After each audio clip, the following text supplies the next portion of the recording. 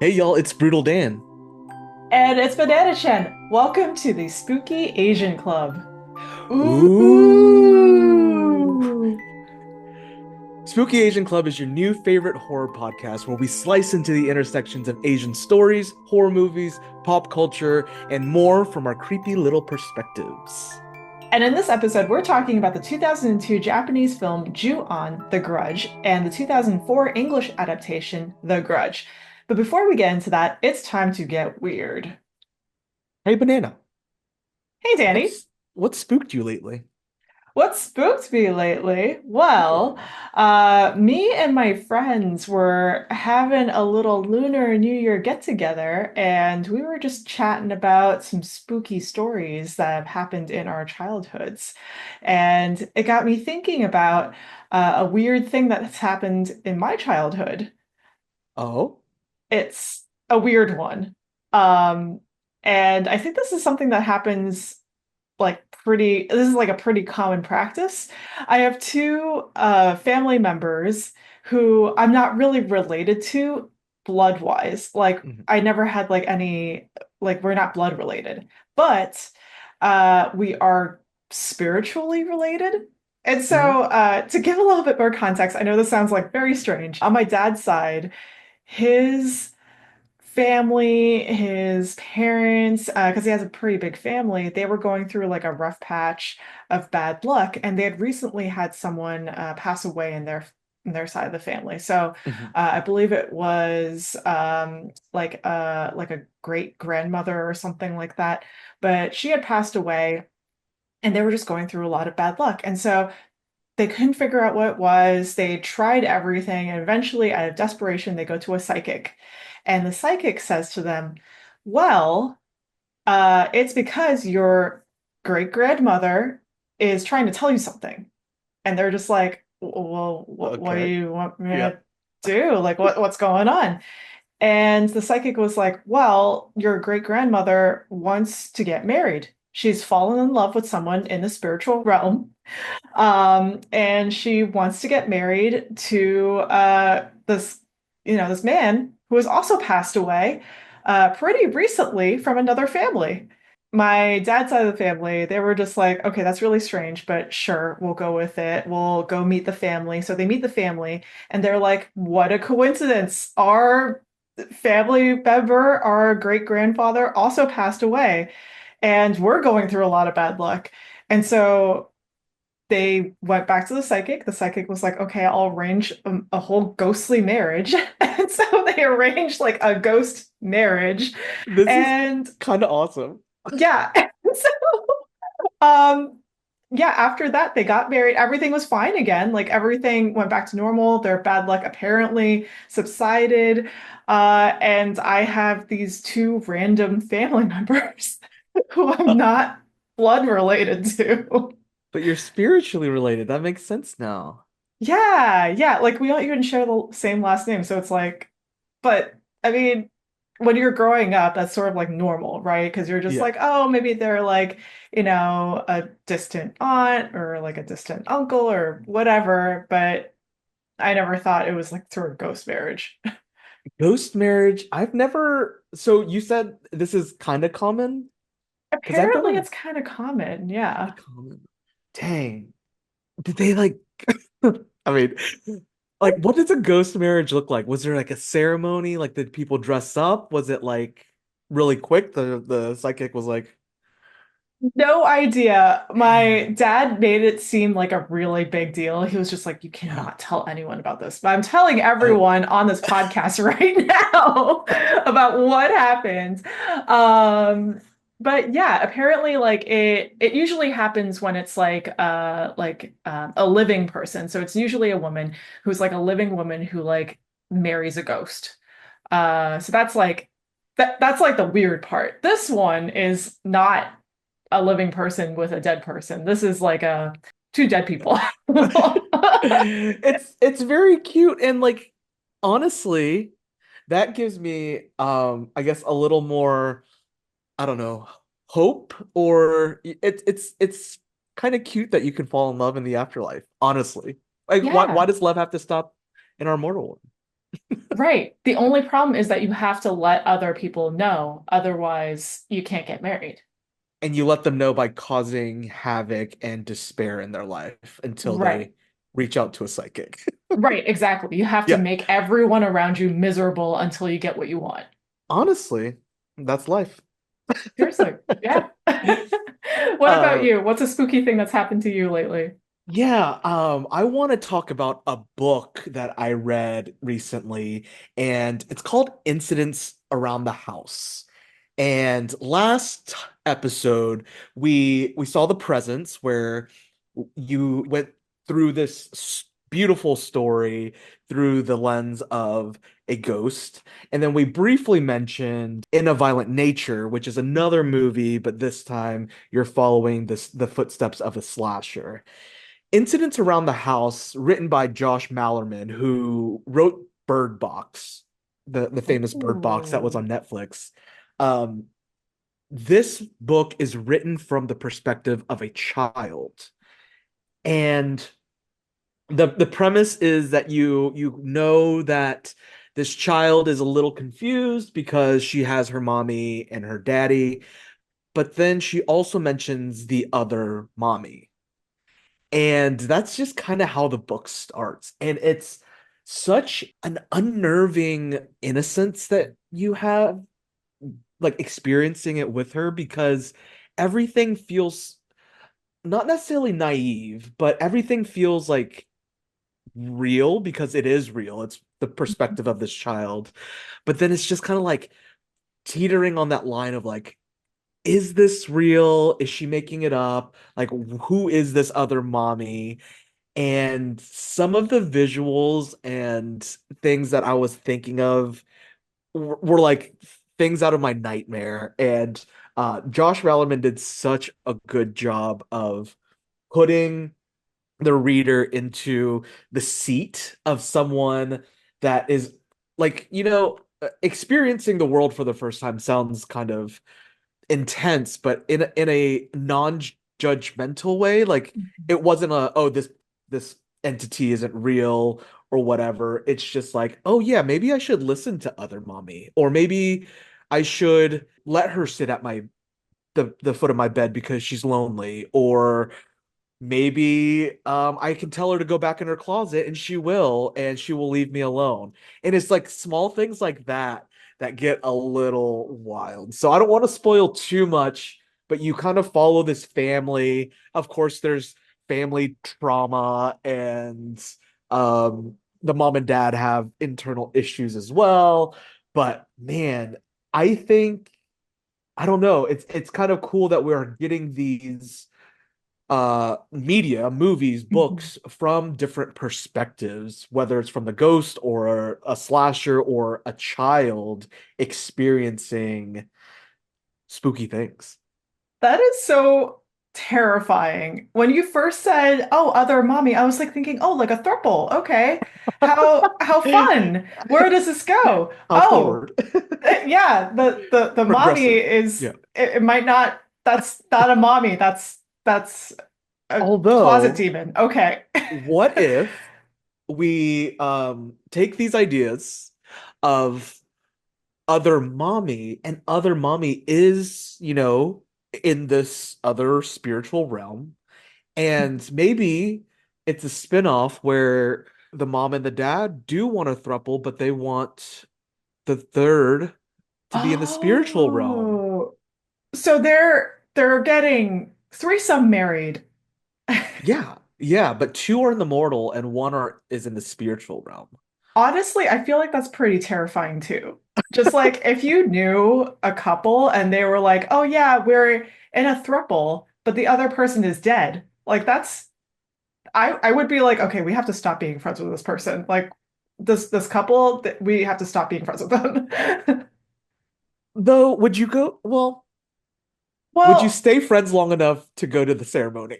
okay, so honestly, I kind of want to go to the ceremony. I would Yeah, go to the ceremony. I mean, yeah. like, how recently deceased were they? I think that's the big key factor where it's like, is this, someone who died in the 1800s? Then I'd be like, oh, okay, they're just weird. But if they died like 3 days ago, then I'd be like, what just happened? I would have a lot of questions. But again, we did learn last episode, at least from the presence point of view, is that after you die, time isn't functioning the same. That's So true. That knowing is that, true. 3 days in our time could be centuries in another time. I just really want to know if attending this wedding would make me complicit in a murder. No. Oh, okay. Okay. So we're safe. Yeah, We're not you're talking safe. like Yeah. this couple did not murder a third No person, murder. like try to get them married. Okay, cool. In No that murder, case, just polyamory, just a little, open relationship. Maybe they're testing the waters. they're testing the waters with a ghost. Got it. Okay. Or demon, Or demon. Okay. Okay. Yeah. I mean, honestly, I'm kind of curious. Yeah. spiritually Yeah. curious. I don't think that's a bad Yeah. thing. I mean, okay, so if we are going to this thing together, because I don't want to go alone. Fair, yeah. We Like, should bring someone that's closer to the veil of the spiritual realm. I feel like we should find a psychic. We should hire a psychic for the day too. I don't know why I thought you were going to say we should bring a priest. We should not bring a priest. Oh, right, because they'll exorcise them. That's Exactly. offensive. Oh my God, that'd be so Yeah, offensive. and then get rid of their spiritual lover. Although this could be a good story. I don't know. This could be a really good story. Like the faux pas of bringing A like your priest. priest friend to someone's ghost wedding. A spiritual and a spiritual but mortal wedding. I think we're just like one step. So people say that they feel the spirit inside of them in different ways. They Mhm. feel like the presence around us. So we're not too far away from ghost thruples in the mortal realm, I don't think. Yeah, I think that's totally, absolutely acceptable. And yes, I don't know So where else to go with this, yeah, Danny. anybody out there who is in a mortal relationship with potential spiritual lovers, reach out to us. Yeah, we want to know. We want to know about your experience. And we want to come to the wedding. We And do we want to won't come to the opening. won't bring the Yes. priests. We're probably not going to bring any presents. Why? Well, I Well, don't know. Maybe. I don't know. what what are the rules to maybe so um to sell you mentioned Lunar New Year's earlier, and I know a lot of times whether we're celebrating Lunar New Year's or um someone passing away or the anniversary of someone passing, I remember growing up thinking it was kind of weird but kind of cool that you burn things to deliver it to the Oh, ancestors. So there's always this okay. like kind of ash tin, and there's like paper money and paper food, and you like burn it and you throw it in there. So as it's burning, it goes from our mortal realm, and you invite your ancestors to join in the festivities, whether it's prosperity or uh the good food that we have. So we could bring presents. We don't have to bring presents for the mortal people, No, but no, no, no. That's what I mean. Yeah, we're okay. not giving presents to the mortal people. No, that's way too expensive. That's too expensive. Yeah, Let's just burn paper money. Oh, well, yeah, fake paper exactly. money. Fake Fake paper paper money. money. Yes. Yeah. We'll bring, have you seen other things that they have that you can burn, like paper effigies and stuff? Um, what do you mean? So there are companies out there that make paper effigies of like a Rolls Royce, a BMW, and it's like a tiny little paper car or like a tiny That's little funny. paper watch. And you can burn it in place of paper money if you want to send your dead relative a BMW. Well, now that we know that our ancestors might be falling in love, maybe they do need a new Rolls Royce. Yeah. Maybe they need a new house. They need a new house. They need like a new like I don't know what else you can burn, but there's like a whole website dedicated to this kind of stuff that you can just like click add to cart. And start burning things for the Yeah. ancestors, for the blessings. Yeah, exactly. Anyways, let's take a break. Hey listener, this is Banana in the future. Just wanted to give you a heads up that there will be spoilers for the movies that we're going to be talking about today. So, if you don't want to listen to any spoilers, then I would suggest that you watch the movie first and then come back and listen to the episode. All right, back to the show. And we're back. All right, so let's get into the movie franchise that we're here to talk about. We're going to talk about Ju-on the Grudge, or just Ju-on, and then The Grudge. So, for the sake of this podcast, we'll refer to Ju-on the Grudge as just Ju-on, and then The Grudge as The Grudge. So, Ju-on, of course, is the Japanese, and then The Grudge is the American version of it. Yeah, so Ju-on the Grudge is a 2002 Japanese horror movie directed by Takashi Shimizu that's about a haunted house and the people that it affects through multiple different storylines. 2 years later, the English adaptation from the same director, Takashi, but this time with a bigger budget and production by Sam Raimi, was brought to Hollywood. Yeah. So last time when we talked about the Ringu and Ring, Mhm. um, it was kind of, directed and produced solely from an American standpoint. And you kind of saw that in production as well. You saw um, this Japanese movie taking place in Japan and then this American movie taking place in America. I thought it was really cool that the 2004 movie The Grudge, they brought over Takashi to help direct it. And I think with that, and the movies both happened in Japan this time around. Of course, they did, Americanize it for the Western audience with Sarah Michelle Gellar, who was huge at that time, most notably for Buffy the Vampire Slayer. But I definitely think they made some right steps because I was thinking last time when we were talking about the Ring remake in the English remake that there wasn't really nuggets of culture. Um, I think people knew that it was a Japanese movie, but they didn't necessarily maybe allude or even like maybe they did drop some nuggets here or there, but I think that the Grudge maybe learned from that and they were like, okay, Mhm. let's get Takashi over here. Let's reuse. Like I think they brought over Kayako and what's the little boy's name? Toshio? Oh, Toshio, yeah, I think Toshio? so. Yeah. Um they brought the actors over that was in the original 2002 one over here too. So it seemed like they made an effort to uh bring in more talent, making sure that we still have the same Mhm. direction. Though again, I will say the very white cast in this very I think they might have been in Tokyo, but they were in like a very densely populated Japanese city.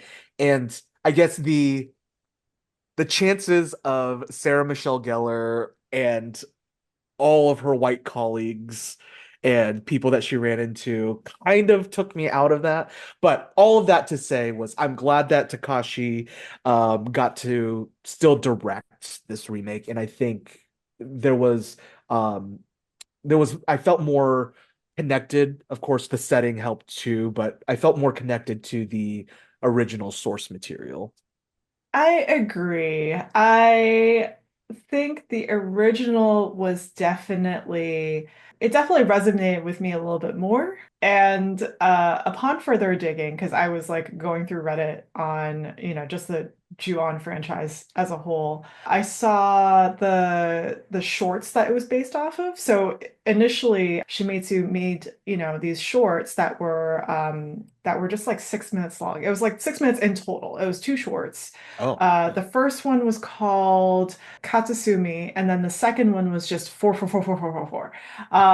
And that was a series of fours, and it's supposed to be like when remember when you had like those like flip phones? They weren't flip phones. It was like Nokia phone where you can see like who's calling and it's just a number. uh-huh. It was like that. It was just like a bunch of fours on a screen. Yeah. Um, and the same ghosts make an appearance. It's like the creepy little boy ghost who just like shows up out of nowhere, and like a little kid ghost, and or like a teenager ghost. It's like, the start of something, but there Hmm. wasn't really much explanation for what's going on. And so I think that was really interesting. And then apparently there are two other Jew on. So there is like a Jew on The Curse and then a Jew on The Grudge. Yeah. And I didn't get to see Jew on The Curse, but that was made in 2000, and I got really confused because I was like, I remember seeing Jew on The Grudge in theaters in Hong Kong, like while I was living there, but Yeah. I never saw Jew on The Curse. I watched a couple YouTube videos just trying to dig deeper into the Ju-On franchise. Mhm. And from what I could gather, those two shorts that you mentioned, as well as Ju-On the Curse and Ju-On the Curse 2, all of Yes. those were kind of like indie products. Like they were either like straight to home or VHS or DVDs or whatever. Oh, So wow. they were actually kind of hard to find. Um, Interesting. yeah, and then it wasn't until Ju-On the Grudge was Shimizu's first like directorial debut on the big screen. I think from what I gathered between those YouTube videos and digging a little bit deeper through Reddit and reading through some things is that The Grudge was obviously based off of Ju-On the Grudge, but it also pulled in some of the backstory of Ju-On the Curse and Oh. tried to explain more. For those that haven't seen the movie, I think the the movies were kind of ahead of its time because it was a very fun and engaging way to storytell because you kind of get these like short snippets and short episodes as you're following these people that may or may not know each other, but you kind of jump forward and backwards into time. Um, and it was for me with a shorter attention span, I like that because it's kind of like, oh, let's start a new story. But then also in my mind, I'm like, okay, how are these going to intersect? And of course, it intersects at this haunted house. For me, Ju-On the Grudge did less explaining, and it was, I think I talked about it last episode too, but it was more atmospheric and like you didn't need as much like hand holding or mystery digging. And like even though I didn't know the backgrounds of Kayako and the family being a forefront of like explaining every single thing, I still understood it. And it could be because I have seen The Grudge as well, because on the flip side, from a Western storytelling standpoint, even though they kind of mimicked the non-linear Mhm. storytelling, it was still very focused on Sarah Michelle Gellar as Karen, running through this haunted house in Japan. All of that to say is that The Grudge pulled in some of those short films and pulled in some of the straight to video movies that Shimizu had made, which I think was a great choice because this is still, in the boon of the J horror explosion in America. So I think it makes sense, but it kind of it took away that sense of who are we gonna meet next, who are we gonna follow Mhm. next, and then how does this intersect with the story? Yeah, I really like the intersecting storylines. I think that that was really cool, the way that they played with time. There was one scene that was in the Japanese version that wasn't in the American version, which was the part where the detective goes into the house, and this is like the haunted house, and he's running down the stairs, and he stops by a door, and on the other side of the door is his daughter in the future. And his daughter in the Mm. future is like attempting to run in the house, about to leave, about to escape, and her friends are like chasing after her, being like, "What's going on? Why are you scared?" Blah blah blah. And I thought that was really cool because like at that moment you're just like, oh, they wouldn't show they wouldn't show the daughters in the future, would they? Is this just like a quick snippet? But then later on you get to see it. You get to see like the daughters in the house in the future, and you're just like, oh, that payoff is so good. Yeah. And yeah, I wish that we had that in The Grudge, but we didn't. Instead, I think what they did was sort of to play with that same sort of like door scene, what they did instead was a flashback. So it was Sarah Michelle Gellar in the house. She looks through the door and then she sees the other white guy who was there from the very beginning, who like, killed himself. Yeah. And he's like pretty much like there in the house taking care of this child and like going through Kayako's stuff and like finding out that he has a stalker actually. Yeah. But then there's like all this other stuff that happens. In that scene, is Sarah Michelle Gellar a medium? Like, or was it just like part of the haunted house that she could see this Yeah, all kind of play out? Because it's like, yes, it's yeah, like a haunted story, but it's also kind of like that mixing of timelines again, which is actually kind of cool with this like through line of like how ghost and death doesn't necessarily follow our mortal timeline. But how did you perceive it? Did you see Sarah Michelle, did you see Karen as like having it like was Karen. her name was Karen. Yeah. This was before the Karen explosion of being rude AF. Do you see that it was like a product of the haunted house? Do you see it as a product of um Karen being having been seen the grudge or like this ghost? Um, Yeah. how did you see it? So I saw it as her, like the house revealing stuff to her. And the reason why I took it that way was because she's a social worker. So she's there to help. She's not like there to interfere. And in the original, Rika, she escaped Mhm. the house and she also sort of had a similar situation where like, things would have been fine. And she was like there to help. Both like the ghosts and the house were trying to reveal like more of itself to both of the social workers in order for them to like understand a little bit more. And so that's how I saw it with those characters. Yeah. The reason why I think that the flashback scene is different from the other timeline scene with the time jumping back and forth scene with the detective and the daughter is because I felt like the timeline jump was more of like this is like a personal story where the detective is eventually going to will never meet his daughter in the future, but this is Mm. like that moment where they sort of can see eye to eye for a brief moment before, you know, something terrible happens. And then they'll never see each other again. Like he's never going to see her, or the sadder thing is that she's never going to see her father and, when she's like there as a teenager.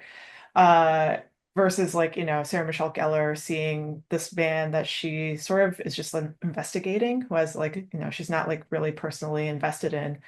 Like she's going through that flashback in real time. Like that felt like the house was just trying to tell her, like, hey, this is going to happen, or this was Yeah. what happened before.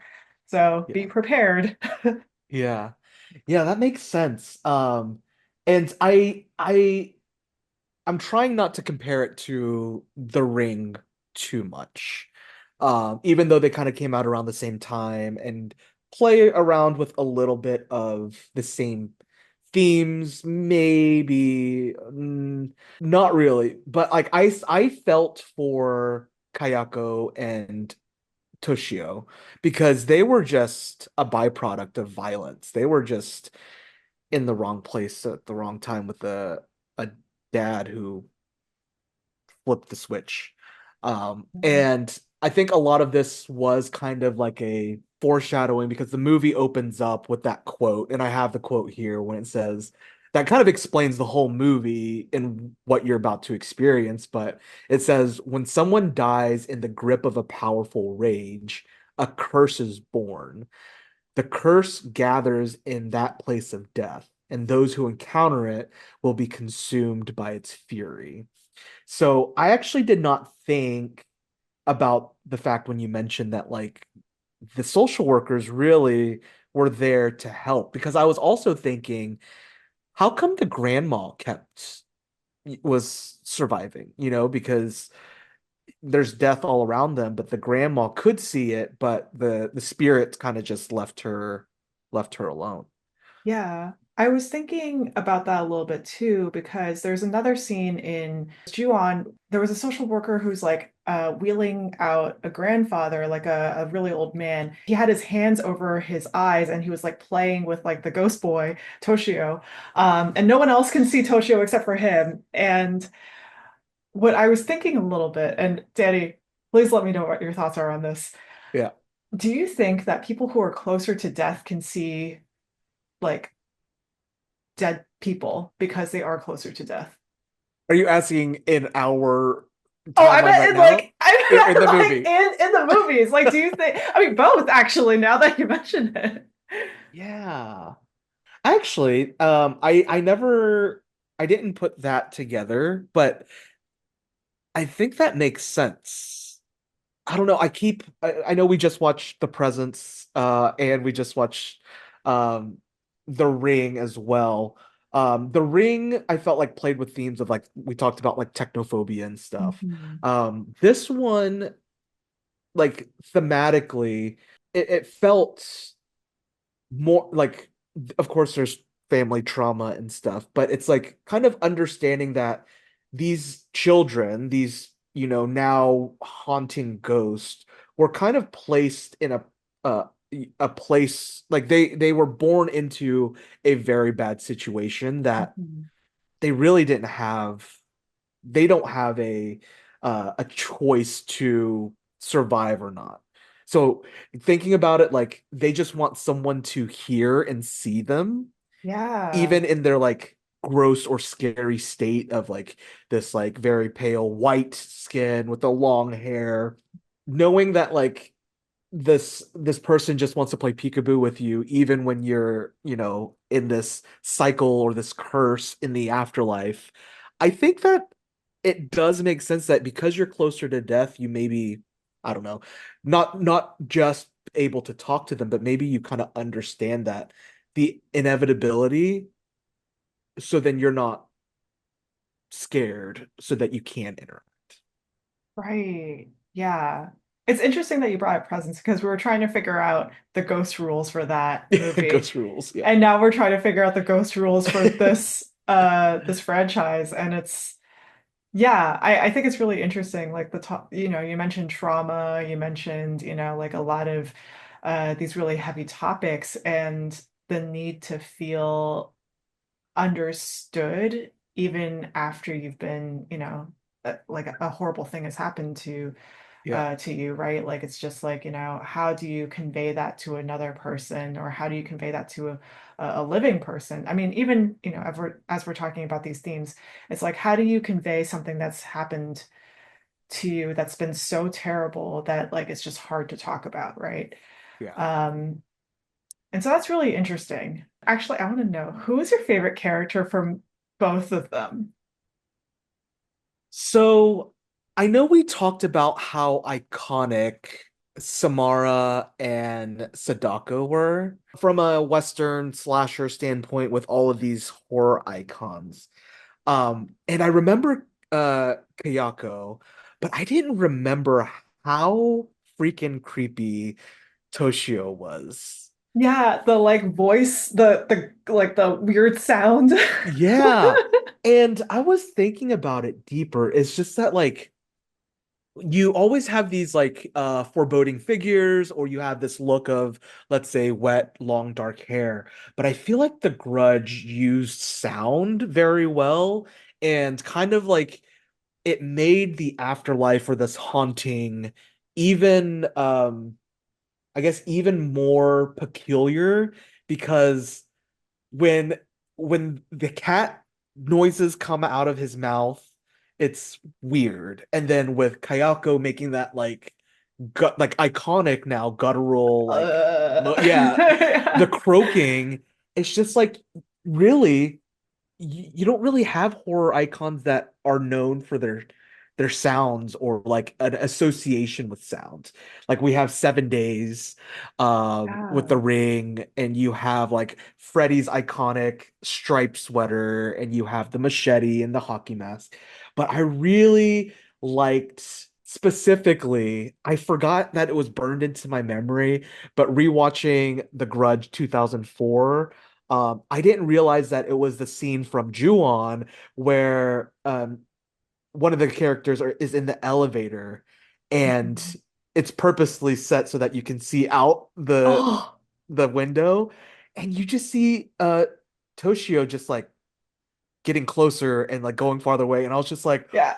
ooh, and this like this I think this movie subconsciously has created the I'm gonna make up a term now. I don't know if this is real, but the looking in the dark corners of the room to see if I see anything, or is that just my mind playing? Because there's so many like quick moments where like you just see the kid blurred out in the back, but maybe his mouth is agape, and you're just like, did Yeah. I see that or not? Or like he just like comes from the back, and you're just like, it's not necessarily a jump scare, but you're my I think this movie specifically trained my eyes without me knowing to like look into the settings and look all the way around the main protagonist to see if I see anything scary. Yeah, that reminds me of The Haunting of Hill House and The Haunting of Bly Manor, where it's like you see the ghosts in the background. I wonder how much inspiration they took from The Grudge and Ju-on, just because like they're all hidden, but once you see them, you're just like, oh, jump Yeah. scare.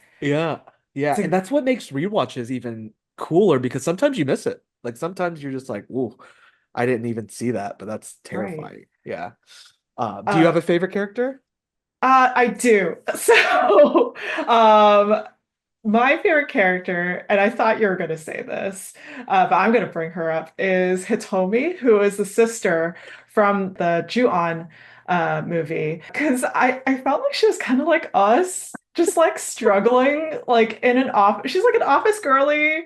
She's just like, one thing. And then like suddenly she gets a curse and she doesn't even ask for it. It's like, where did this come from? Yeah, that's true. That's true.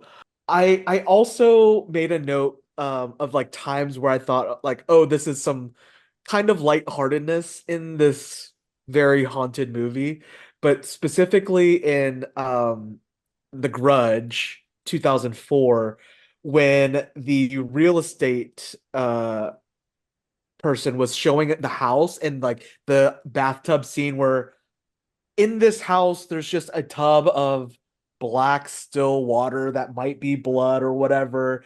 And he's just like, oh, let me just take off my jacket. Let me roll up my sleeves and unplug this. He's a And hands-on realtor. literally hands on because he had hands on his hand and he like pulled out the hair and then he like falls back. And then the family walks in and he's just like, well, take it. And he was just like, bet. Okay, cool. Yeah. Take it. And I was just like, nobody is seeing this black blood water just sitting there like I feel like the two realtors that we've seen, like both in the in Presence and like The Grudge, like love the realtors. Realtors, honestly, selling haunted houses is a hard job. it's a hard job and they're doing it. They're Yeah, doing it. yeah. I thought that was kind of comedic, but then that like those scenes I like usually when I think about this era in my growing up, early I was like a tween. So I was still kind of dipping my foot into horror and stuff and I would watch them with like my older cousins and older brother. Um, and I usually think about The Ring, but there are two iconic scenes that I forgot that I knew it was coming and it still scared the crap out of me. Ooh. And they happen in both of them too. So I'm glad this was my first time watching Ju-on the Grudge, the original one. But the scene, again, we can talk about ghost rules as well, but the scene where I forget the character's name, but she gets a call and she thinks it's her brother or somebody coming to the apartment door Oh, and then Hitomi, my favorite. well, in the American well, I guess in both versions too. Like it just seems so silly because so they get this call, open up the door, nobody's there. They hear the and I feel like in the American version, the woman just runs straight to her bed and goes undercover. Whereas in Yeah. Ju-on, there was like a little more build, like, oh, where is this Yes. going? I feel like it took a lot longer, but it built that suspense. But in both of them, iconic scene number one opens up the blanket, like underneath the blanket. Oh, So scary. And then they get pulled into where? Like where'd they go? yeah. It's terrifying.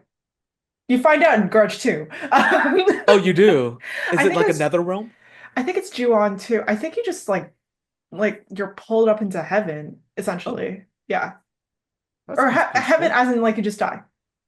Okay, fair. Yeah. Yeah. And then the other iconic scene was the shower scene. And Oh. I know showers, I guess even like maybe the most iconic shower scene is the Alfred Hitchcock. Ding, ding, ding. Um, but there's something so isolating about showers, and I think that's what makes it scary because you're in your own place, you're in a familiar place, but you're blocked off by a curtain or you're blocked off by something, so you're isolated and you're naked and you're wet. So if anything attacks you, what the heck are you gonna do? But all of that to Ooh. say is that I forgot the hand in the back of the head Oh scene. my God. Yes. Like that is so scary. You're just trying to wash your hand. If you feel like another hand and is growing out of your head too, like what would Terrifying. you do? What would you do? I don't know. I feel like I'd be like, oh my gosh, what's in the back of my head? I'd probably fall out of Yeah. the shower, try to look in the mirror, don't see anything. Probably do that thing where they shift the camera. I bend over to pick up a towel and then I look in the mirror and then I die. I feel like that's what it would be. That's so scary. It's terrifying. So it's interesting that you bring up the bed scene because right before she gets pulled away into wherever we don't know wherever she Yeah. gets pulled into in Ju-on, before she gets pulled away, she turns on the TV and Mm. there is a scene where she's like watching, I think it was like the Weather Channel or it was like something like that. It was like a variety show or something like that. There's a host, and the host is talking about, I don't know, it was like different species of animals that, people have discovered or something like that. And suddenly there's like a weird thing that happens on the TV, and her face is all A messed up. distorted face, yeah. Yeah, it's all distorted and like it's more and more and more distorted. Like initially you're just like, oh, it's probably just static. Yeah. It's nothing. And then suddenly it contorts into this weird like the scream, like the painting, the scream, it looks like that, but Yeah. on the television. And it reminded me a lot of The Ring as well. Like, do you think that there was like a lot of influence taken from The Ring in this franchise?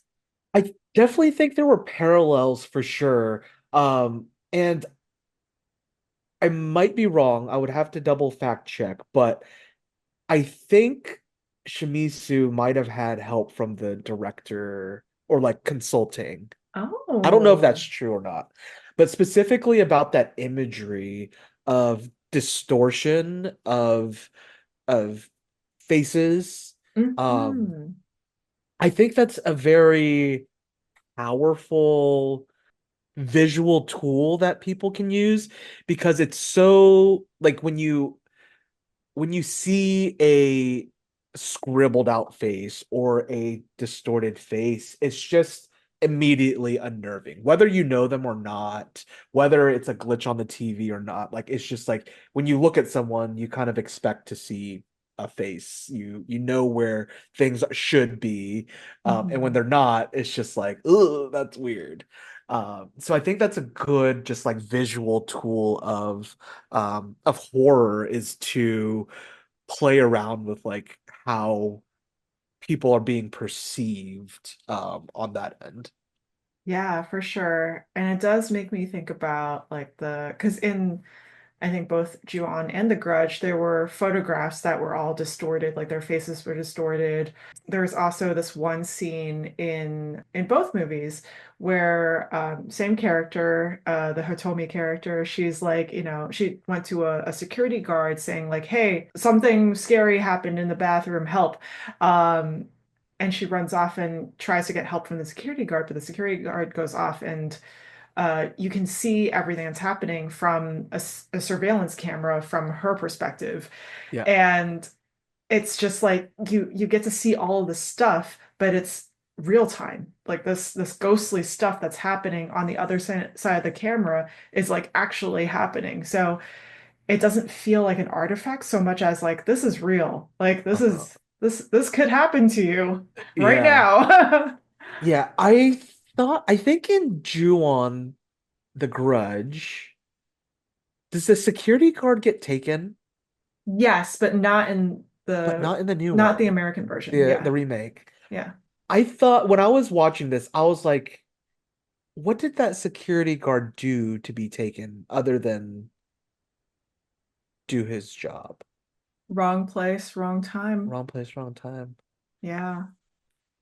I guess just kind of thinking about like how does this again ghost rules. I love that this is a thing now, but like it how does an angered ghost pick and choose um who they take? So I guess I mean from stepping into the shoes of the ghost, I guess Yeah. you could kind of see this security guard trying to stop them in some sort of way or mess with what they're trying to do.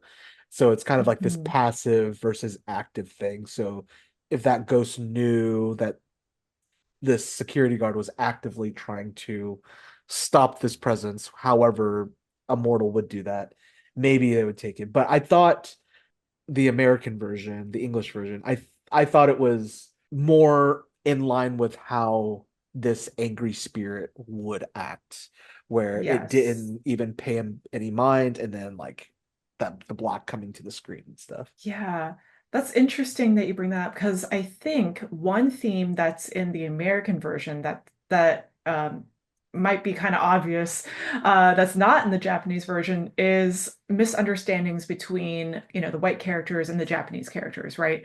Because and that sort of parallels with like the ghosts trying to be understood. They're in a different realm, they're from a different world, if you want to call it that, Yeah. and they're just like trying to be understood. And then you have these American characters who also like have a hard time speaking the language, understanding customs. They're like also like fish out of water. Hmm. And they're also trying to be understood and trying to convey, information.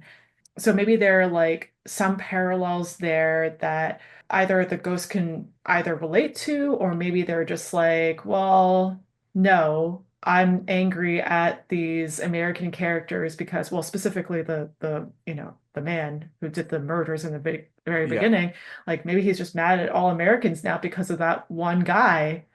Yeah. So That's interesting. Yeah. yeah. Yeah, I didn't draw that parallel, but that I mean it tracks. Especially if you think about like cultures coming into something that you aren't necessarily uh a part of yet and Mhm. trying to assimilate and lashing out because of the fact. Um I did do a little bit of research because I thought the two ghosts were very like they're very iconic. Like they show up Mhm. references a lot. I know we talked about like the long black nightgown girl. This one in both Kayoko and Toshio, um, they're like painted white, like stark white. Like you see them both in like their mortal form and in ghost Mhm. form, which I think was kind of cool. But I was trying to like see like what references from the Japanese culture like are they pulling from? So um, I learned a term that is onryo, which is a like in Japanese culture, this is that vengeful or wrathful spirit. So both of these were based off of, that um, losing their life or dying in this rage, in this act of violence that was just thrusted upon them. And that's where that curse starts. So that's kind of like what they embody, this onryo. Um, Mhm. as this vengeful because they're trying to avenge their own lives or their lack of ability or choice that they're put in. And then I feel like this is going to be a relatively deep cut unless you watch Drag Race. But I saw recently on RuPaul's Drag Race, a queen came out in Buto. And Buto is like a Oh, form wow. of dance. And I think this was maybe it was like a Canadian season or an Australian season, but one of the queens came out and they were kind of painted that very stark white, and their movements down the runway was very erratic and stuff. And when I saw the ending scene with Kyoko like crawling down Oh. and Toshio's like very white, I was like, I wonder if there was commonality. And there is. Like I looked it up, and um the movements and the the portrayal did reference Buto. And if I had to look this up on Wikipedia, but Buto is a form of Japanese dance. I think it came around the 1950s, the 1960s. But referencing that, it says common features of the dance and the art form are usually playful but also grotesque imagery, taboo topics, extreme or absurd Ooh. environments, and it's traditionally performed in white body makeup, with the slow and like hyper controlled body movements. So it was just kind of like a weird pop culture reference that is kind of niche with Drag Race. But then rewatching these movies, I was like, these ghosts I feel like have to be referencing something. And in my limited knowledge of Japanese folklore, when I think of like ghosts in Japanese culture, I just immediately think of the yokai. So it was really cool to kind of learn about the onryo, and the buto dance, and how there are some parallels and some references with both imagery and how the movement of Kayoko, what like how it was performed. That is such a cool reference, honestly. Yeah. That Yeah. yeah, I would have never like put two and two together. That is so cool. Yeah. I'm actually, let me do a quick um search of Buto drag queen and see if we can give a Let's proper shout see. out. Oh, it was actually, so it was an American season. It was Nymphia Wind. Oh, And Nymphia is actually Taiwanese, but she came out in this gorgeous kind of floral gown, but she was painted white. And like the way that normally, of course, like on the runway, you are strutting your stuff and like showing off the garment, but she was like embodying that Buto art form. I'll wow. have to send it to you, and maybe we can insert it here. But yeah. That is so cool. Yeah, I love when things kind of intersect like that. I'm just like, oh, culture's cool. Yeah. Yeah. That's really interesting. Real quick, how Uh-huh. much do you think this movie made in America? I have here that it was, so budget wise. I know we talked a little bit about budget in the last episode, and I feel Yeah. like that's important. Jew on the Grudge had 3.7 million, and then the remake, The Grudge in 2004 had 10 million. I feel like it was like a pretty big hit then. So I would say 100 million, Th- 10x. that's really close. It's Yeah. 187.3 million. Oh, yeah, that's good Yeah, for a horror movie. that's bonkers. Yeah. Yeah. And again, I do think, do you know how much The Ring made? Oh, I don't know. How much did The Ring make? I don't know. Oh, Was wait, the didn't we say this last? No, we only knew the budget. We didn't know how much it made. Yeah, we do the budget, but Oh, let's let's do find it. out. All right, I want you to guess this time. Okay. How do I read these numbers? Okay, I think I see it. I see Finance that is not our forte. numbers are hard. They Um, are how much do you think The Ring made worldwide? worldwide. Okay, so The Ring, I think, was a bigger hit than The Grudge, or at Yeah. least in terms of, I feel like it was just like a bigger hit. I'm gonna say 200 million. Close. Yeah, 249 million. Oh my God, that's Yeah. 250 million. Wow, okay. That's a lot of Yeah. money. That's a lot of Wow. money. So these like Hollywood J horror adaptations, obviously they started kind of this reimagining of what horror could be in Hollywood, Mhm. kind of combating the slashers, but obviously people want to see this type of stuff. Oh yeah. Um, and I think this kind of loops back to how I didn't think the Ring remake really, I don't know. It was just weird that there was like no mention of the source material or Mm, anything that was like very upfront. I feel like I didn't even know that it was a Japanese remake until someone had to tell me. Whereas mhm, like I'm glad that The Grudge did the bare minimum to, you know, bring the director over and bring the actors over that played the scary ghosts. So I think that's cool that yeah. there was a little bit of progress in that sense of things. Yeah. And I find it just like really funny that it's just a bunch of Japanese ghosts terrorizing an American family. Like, Oh, speaking of terrorizing an American family, I feel like I noticed this way more in The Grudge 2004, the American remake. I don't know why I was hyper fixating on how messy this house was after Sarah Michelle Gellar got terrified. Uh, but there was ramen, like cup of noodles, sprawled out on the ground. And I'm just like, I don't know why that bothered me so much, but I it's was like, food. it's food on the ground, and like it was like everything else kind of makes sense if it was like, clothes or whatever, but I'm just like, there's a whole bowl of noodles on the ground and nobody the the broth is spilling everywhere. It's gonna start getting sticky. I'm like, nobody cares. They I mean, didn't like care. they didn't Yeah. care. And maybe that's the problem.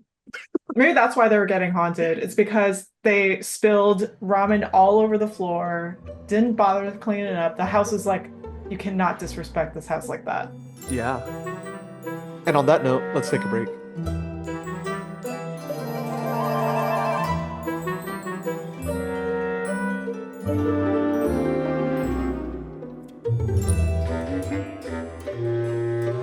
And we're back. So now for the part of the show that now y'all know we call Slaughterboxd. And in this segment, we've tasked each other to find some funny and weird and potentially unhinged reviews on Letterboxd. And we have to guess what star rating was left on these reviews. So feel free to play along at home. And let's start off with Ju-on the Grudge. I Yes. picked two and Banana picked two. So let's get to guessing. Yeah. So the first one I have here is shameful behavior for a ghost to abandon the ancient laws about being safe under the covers. This is from A Circus. Oh, dang. It's so true because if like I feel like as an aside, I do feel like if you're tucked in, they can't get you, but she didn't tuck Right. in. No, they didn't tuck Oh, in. yeah. Neither of them tucked in, and that's why the Oh, that's ghost why. got. Yeah, because it was open on the sides and they lift it up. No, you gotta like if they like Yeah. sleeping bag Then that this how's the motion, ghost gonna do it? that's How's what the I'm ghost gonna pull saying. up? There's no way. So good points. Just because they brought this up and it was the ghost disrespecting, and this is a haunted house movie. I'm gonna say this is a 2-star review. It's 3 stars. Ah, Whew. It's close, close close. though. It was close. Okay. All right. Do you want to get to the next one? There's something about this movie that reminds me of The Grudge 2004. This is from PT99. PT99. I can't tell if you are being silly. I'm assuming you're being silly. Um, This is on Letterboxd where you can see clearly. these are serious critics only. Um, PT99. I think I like your sense of humor, but that doesn't tell me if you liked the American remake. It does mean that you watched the American remake before. So if me and PT are the same people, we do have a bias to the original one, just because we saw it probably first before getting into this J horror. And I feel like if you're not used to like the slow burn and like the non um the not I shouldn't say spoon feeding, but like I feel like they do less of that of telling and more of showing, and you have to like make these connections by yourself. So I'm gonna say this is a 1.5 star review. Ooh, 3.5 stars and one like. So they And put one down, like. yeah, they put down a like, they put down a heart, and 3.5 stars. Okay, so I wonder what they gave the American one, but I who do knows? wonder that too. I couldn't find it, so Yeah. yeah. Okay. So we're still on Ju-on the Grudge. This one's from Mei. I finally found the movie that traumatized me as a kid, as I distinctly remember the part where the kid is terrifyingly at the top of the stairs and the fucking bed scene and some of the most horrific noises ever. They're right about the noises. The noises are terrifying. Iconic. Yeah. Yeah, iconic. I remember yeah, like when I first saw that one scene where it's like the kid Toshio's just like behind the weird Yeah. bars that Just are like on, yeah, just like looking through those bars that are on oof. the railing. Yeah. And he's just like Toshio. That's like like who responds that way? Yeah. But hey, kids are weird. I'm gonna say I think this is a 5 star rating. If this has haunted you for your entire life, that's trauma right there. 5 stars. But it was 4 stars. Oh, 4 stars. Maybe one because they said it traumatized me as a kid. So maybe they took off one because they were really that traumatized. Oh, close. reasonable, reasonable. All right. And the last review for Ju-on, this one's from Corey. Corey says, that ghost girl just needs a good back crack and a visit to the hairdresser, and everything will be fine. Huh. I feel like they're not wrong about that. Um, but at the same time, it's sort of saying like this is how you can override this curse, right? And anytime someone's like, this is how you override a curse, all you have to do is blah, blah, blah, that usually means they didn't like the movie. So I'm going to say 2 stars. This was a 3.5-er. Three and These, a half? yeah, yeah, these 3.5 reviews are very confusing to me. I'm so confused. Wow. I would have never guessed that. Yeah, me neither. When I read that, I was like, huh, okay. I think that means they like it, but who knows? It's Yeah, Letterboxd. right. Um, They're all real reviews. all right. I'll start this time for The Grudge 2004, starting off with a review from Shay. Shay says, that ghost makes the same noise I make when someone tries to wake me up. Same. Same. Really, Yeah, don't wake me up same. from a nap. On the Yeah. weekends, no alarms, please. So Shay really relates to the ghost. That's a good sign. That means I think that might mean that Shay really likes the movie, right? So I'm gonna say 4 stars. This was a 2.5-er. That's a two Two and and a a half. half. What? I'm so confused. What? Maybe it's because they were still in the mindset of like, I don't like to be woken up. Oh, right, right, right. Yeah, Yeah. they're frustrated about being woken up, and that correlates with the movie. Yes, Yeah. totally understood. And this one is by Alan. And this one, Alan says, Sarah Michelle Gellar using Yahoo search is very 2000s culture. Okay, so Alan saw this probably in the last couple of years. 2000s culture. Okay, so Alan probably saw this recently, but saw it or knew about this movie like a while ago. 2000s kid for sure because they know about 2000s culture. So, this is so confusing. So based off of everything that's happened so far with all of these ratings, I'm just gonna say 3 and go for 3.5. So close. ah. 3.5. Okay. Uh, here are the ones that I chose. Yeah. The first one is so this is what Daphne did during the quote unquote split up from Scooby-Doo, and it's from Gabbard. Yabberg with the Scooby-Doo. I actually forgot that Sarah Michelle Gellar. When did the Scooby-Doo movies come out? That Can I is phone a friend? Can I ask a our parents? yeah. Let's see. Scooby-Doo, the first Scooby-Doo film came out 2002. Oh, Yeah, this was a big, big decade for Sarah Michelle Gellar. oh my gosh, yeah. Okay. So I was gonna say, I for some reason I thought it came out way later than that.